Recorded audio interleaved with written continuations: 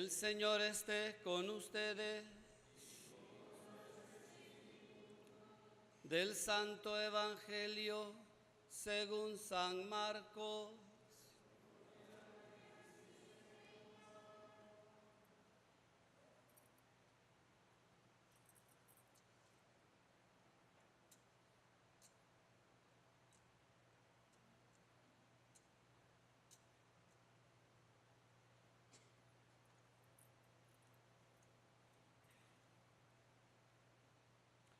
En aquel tiempo, Jesús y sus discípulos entraron en Cafarnaúm, y cuando el sábado siguiente fue a la sinagoga a enseñar, se quedaron asombrados de su doctrina, porque no enseñaba como los escribas, sino con autoridad. Estaba precisamente en la sinagoga un hombre que tenía un espíritu inmundo y se puso a gritar: ¿qué quieres de nosotros, Jesús de Nazaret? ¿Has venido a acabar con nosotros? Sé quién eres, el Santo de Dios. Jesús lo increpó: cállate y sal de él. El espíritu inmundo lo retorció y dando un grito muy fuerte salió. Todos se preguntaban estupefactos: ¿qué es esto? Este enseñar con autoridad es nuevo. Hasta a los espíritus inmundos les manda y le obedecen. Su fama se extendió enseguida por todas partes, alcanzando la comarca entera de Galilea. Palabra del Señor. Gloria a ti, Señor Jesús. Por las palabras del Santo Evangelio sean perdonados nuestros pecados.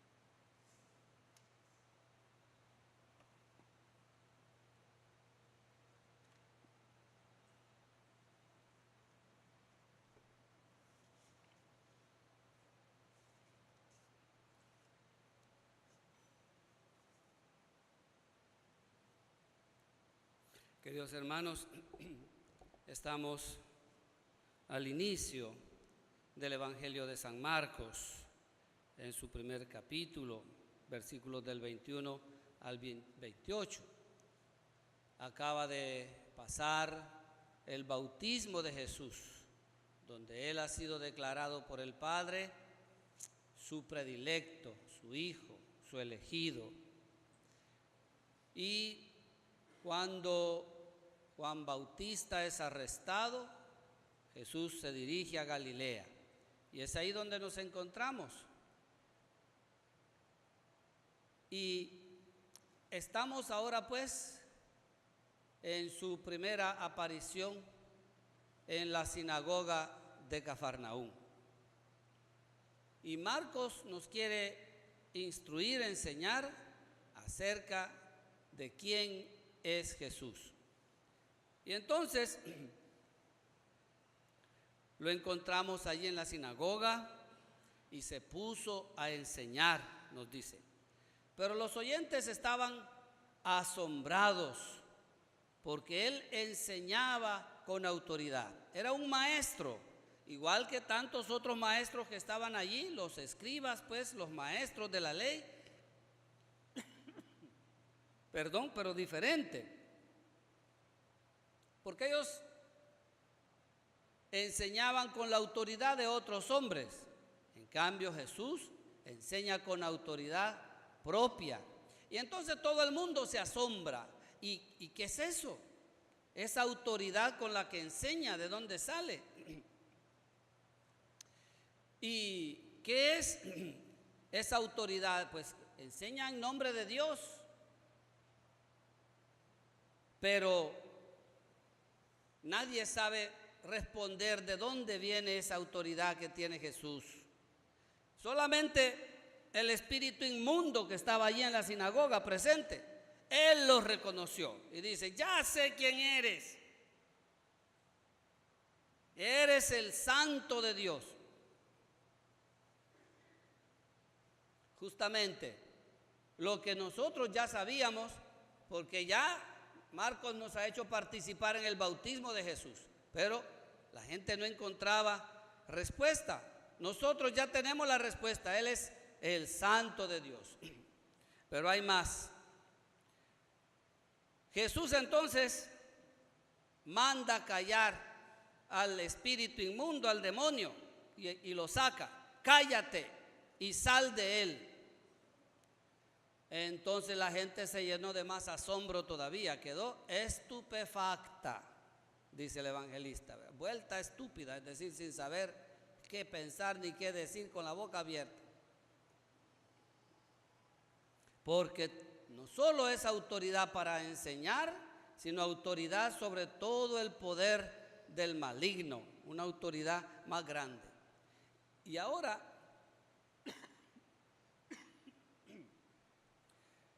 ¿quién nos va a explicar de dónde sale esa autoridad que él tiene?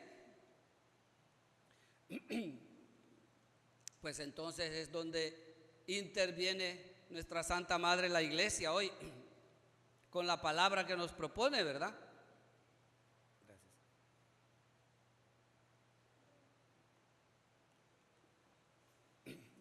Y así, en la primera lectura tomada del libro del Deuteronomio, nos explica la palabra de Dios, nos explica la Iglesia que esa autoridad la da Dios. ¿Quién es un profeta? Nos habla aquí de los profetas. Y Moisés habló al pueblo diciendo: el Señor Dios hará surgir en medio de ustedes, entre sus hermanos, un profeta como yo. ¿Quién es un profeta entonces? Es alguien que ha sido puesto por Dios. Dios lo hace surgir. Y hay más. Yo haré surgir en medio de sus hermanos, dice Dios mismo, ¿verdad? El Señor me respondió: está bien lo que han dicho. Yo haré surgir en medio de sus hermanos un profeta como tú. Pondré mis palabras en su boca y él dirá lo que le mande yo. Ahí está la autoridad que ven en Jesús. Dios lo ha hecho surgir, lo puso, y este profeta está obligado a decir lo que Dios le manda, y solo lo que Dios le manda. Al profeta que se atreva a decir en mi nombre lo que yo no le haya mandado, o hable en nombre de otros dioses, será reo de muerte. Tiene que decir solo lo que Dios le manda. De allí su autoridad. Es la misma palabra de Dios. Y nosotros, como dice también aquí, estamos obligados a escucharlo. A él lo escucharán. Y a quien no escuche las palabras que él pronuncie en mi nombre, yo le pediré cuentas. Y entonces, pues, hermanos, ¿quién es Jesús? Él mismo lo dice después, más adelante. Él es más que Jonás, más que el profeta Jonás, más que todos esos profetas que vienen después de Moisés. Él es más que Salomón, tiene más sabiduría y superior a la de Salomón. Él es superior a Moisés. Él trae una enseñanza nueva, superior a la de Moisés. Y eso fue lo que notaron las gentes que estaban en la sinagoga, ¿verdad? Se preguntaban, ¿qué es esto? ¿Qué nueva doctrina es esta? Es esa doctrina superior que trae Jesús, que viene de Dios. Cuando Juan Bautista, ya preso, le manda a preguntar con unos discípulos, ¿eres tú el que tenía que venir? ¿O tenemos que esperar a otro? Y dice el evangelista que Jesús inmediatamente se puso a ejercer su autoridad, se puso a expulsar demonios, a sanar enfermos y a enseñar a los pobres. Y les dijo a los enviados, vayan y díganle a Juan lo que han visto y oído. Los cojos andan, los ciegos ven, y se anuncia a los pobres el reino de Dios. La autoridad de Dios. Él es el que tenía que venir y no hay que esperar a otro. Queridos hermanos, ¿y por dónde empieza Jesús a ejercer su autoridad? Dice el Evangelio que el sábado fue a la sinagoga y allí empezó a ejercer su autoridad de enseñar y su autoridad de vencer, de expulsar, de acallar y de expulsar al diablo. Por ahí empezó, por la sinagoga, o sea, por la casa de Dios.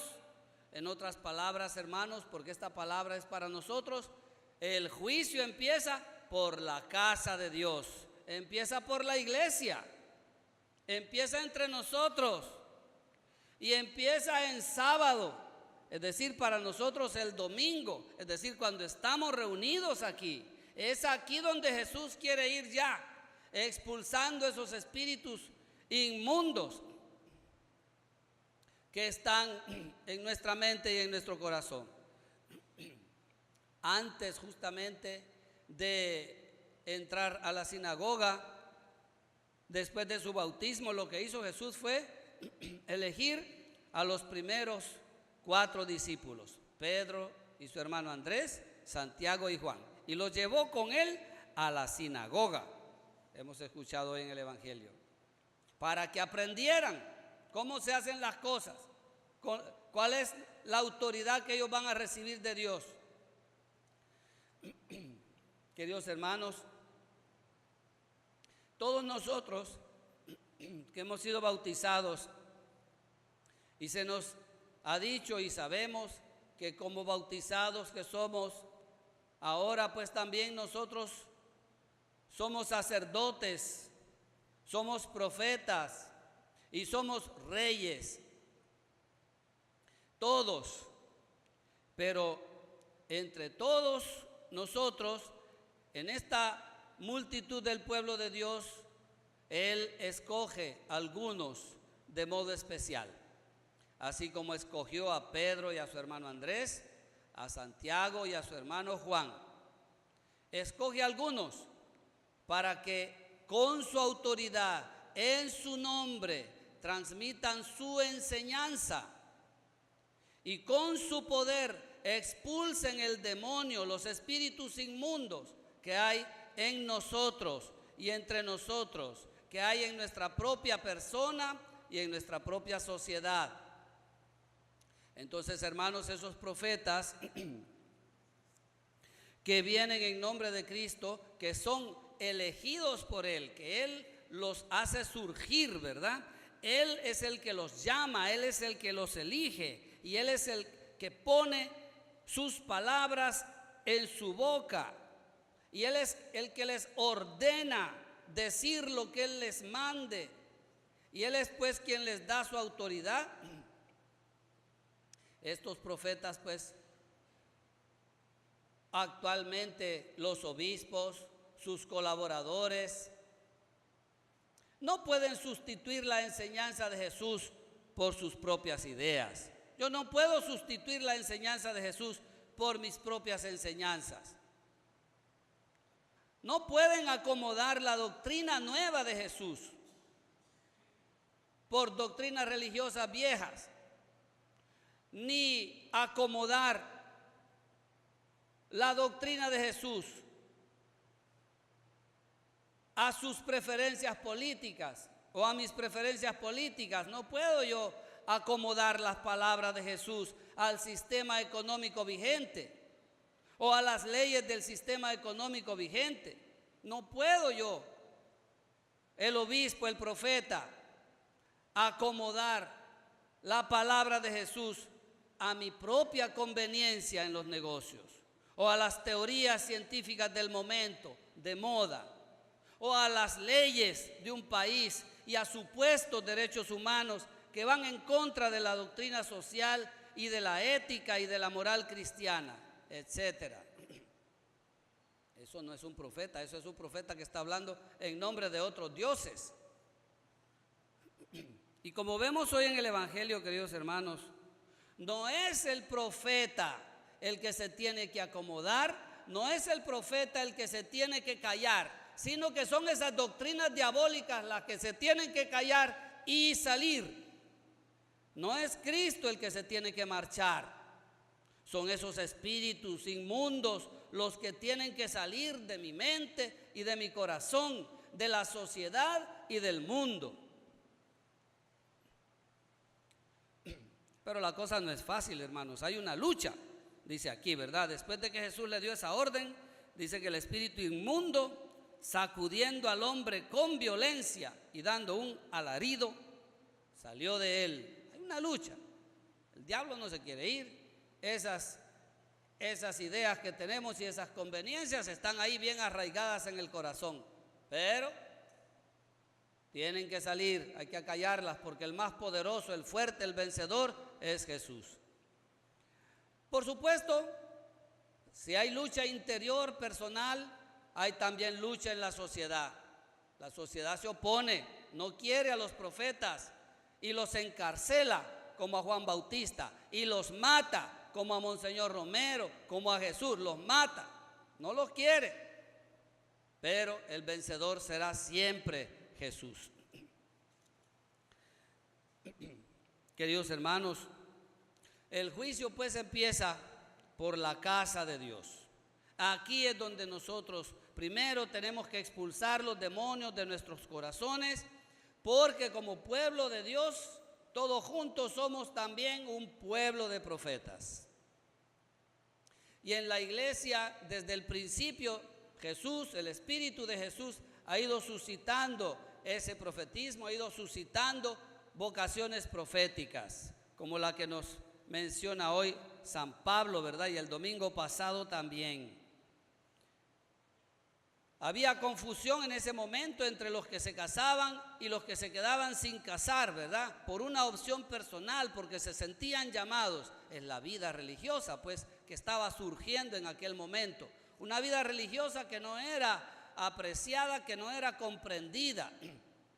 Y San Pablo nos explica, bueno, miren, el matrimonio es una vocación y hay que vivirla de este modo. Y la vida religiosa es otra vocación, es una vocación profética y hay que vivirla de este otro modo. Pero todos, nos decía el domingo pasado, todos nosotros, casados o religiosos, somos profetas. Y debemos vivir desprendidos de este mundo. El que está casado viva como si no lo estuviera. El que negocia, viva como si no negociara. El que se alegra, viva como si no se alegrara. Es decir, como profetas, desprendidos de este mundo, desapegados de todo lo material, porque ese es el mensaje profético, eso es lo que Dios nos manda que hagamos, que nos desprendamos de este mundo, y ese es un mensaje sin palabras que el Señor quiere que demos al mundo. Y bueno, queridos hermanos, tantos de nosotros que no nos gustan estas cosas, ¿verdad? Hoy, gracias a Dios, ya no se llama tanto a los profetas, a los que cumplen con su misión, comunistas, pero siempre, hoy se les llama de otro modo. En tiempos de los apóstoles les decían ateos, y siempre hay una palabrita ahí para calificar a los profetas. Pues bien, miren, aquí tengo en mis manos esta exhortación apostólica del Papa Francisco, la Evangelii Gaudium, la primera que él publicó, recién elegido Papa, que es como el programa, el itinerario que él se propone, que él nos propone para toda la iglesia en este periodo, de aquí en adelante, ¿verdad? Y él nos dice, dirigiéndose a nosotros ante todo, que tenemos que decir no a la mundanidad espiritual. Esa mundanidad espiritual es lo mismo que tener esos espíritus inmundos adentro de nosotros, ¿verdad? No me puedo poner a leer todo esto, pero nos dice que la mundanidad espiritual es una tremenda corrupción con apariencia de bien. Tengamos cuidado, hermanos. A veces podemos parecer muy católicos, más católicos que los demás, más católicos que el párroco o que el papa, ¿verdad? Mucho rezo, mucho rosario, adoración al Santísimo, uniforme, la iglesia. Tengamos cuidado, que la mundanidad espiritual se esconde tras apariencia de bien.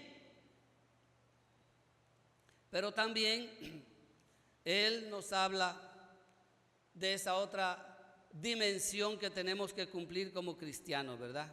Algunos desafíos del mundo actual. Eso que les mencioné está en el número 93. Y esto que les voy a mencionar ahora, les voy a leer, está en el número 53. Pero bueno, aquí él menciona algunos de los desafíos, a algunos de esos espíritus inmundos que hay que arrojar de nuestros corazones y de nuestras sociedades y del mundo.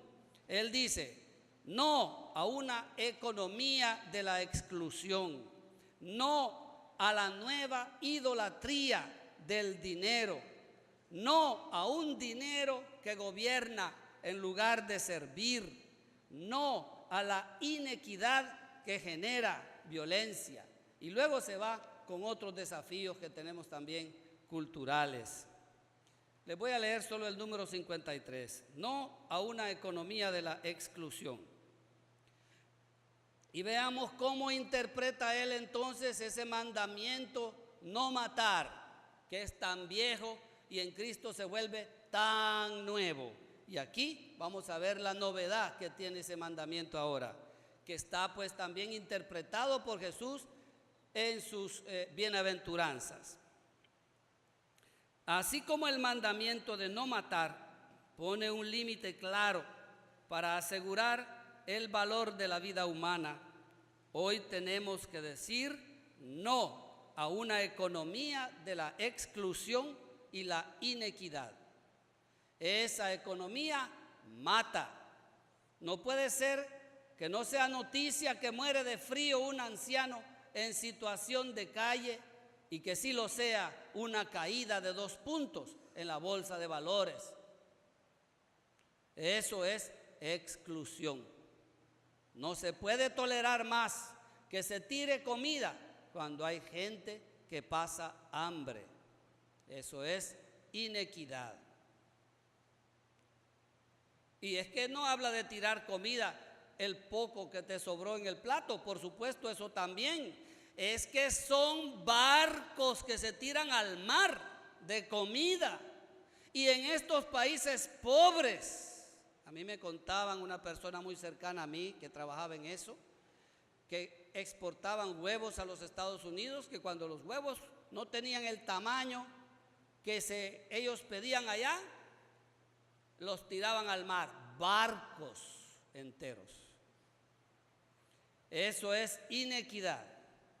Hoy todo entra dentro del juego de la competitividad y de la ley del más fuerte, donde el poderoso se come al más débil. Como consecuencia de esta situación, grandes masas de la población se ven excluidas y marginadas, sin trabajo, sin horizontes, sin salida. Se considera al ser humano en sí mismo como un bien de consumo que se puede usar y luego tirar. Hemos dado inicio a la cultura del descarte, que además se promueve. Ya no se trata simplemente del fenómeno de la explotación y de la opresión, sino de algo nuevo, otro espíritu inmundo. Mire, con la exclusión queda afectada en su misma raíz la pertenencia a la sociedad en la que se vive, pues ya no se está en ella abajo, o en la orilla, en la periferia, o sin poder, sino que se está fuera, totalmente fuera. Los excluidos no son explotados, sino que son desechos humanos, son sobrantes. Les leí esto, hermanos, porque sé que no nos gusta muchas veces, ¿verdad? Pero con la autoridad de Jesús, la iglesia habla de estas cosas y los profetas verdaderos tienen que hacerlo. Y los que no hablan son de esos falsos profetas que habla aquí, que serán reos de muerte, ganarán mucho dinero en este mundo, pero delante de Dios están fritos. Y los verdaderos profetas están fritos aquí, ¿verdad? Delante de los hombres, pero delante de Dios tendrán su recompensa. Hermanos, abramos nuestro espíritu al infinito amor de Dios, que hace surgir sus profetas y que les da su autoridad para expulsar de nosotros esos espíritus inmundos y para enseñarnos su palabra, su doctrina, su voluntad, lo que Él quiere. Abramos nuestro espíritu al Señor para que su espíritu mismo nos haga comprender cuáles son esas vocaciones nuevas, ese camino nuevo y vivo que Él quiere que cada uno de nosotros recorramos, porque Él da vocaciones a todos. Él a cada uno le señala lo que tiene que hacer, lo que quiere que hagamos en este mundo, en esta sociedad. Seamos dóciles a su amor, sigamos celebrando esta Eucaristía, pidiéndole al Señor que nos ilumine, que nos enseñe, que nos haga pues dóciles a su voz. Amén.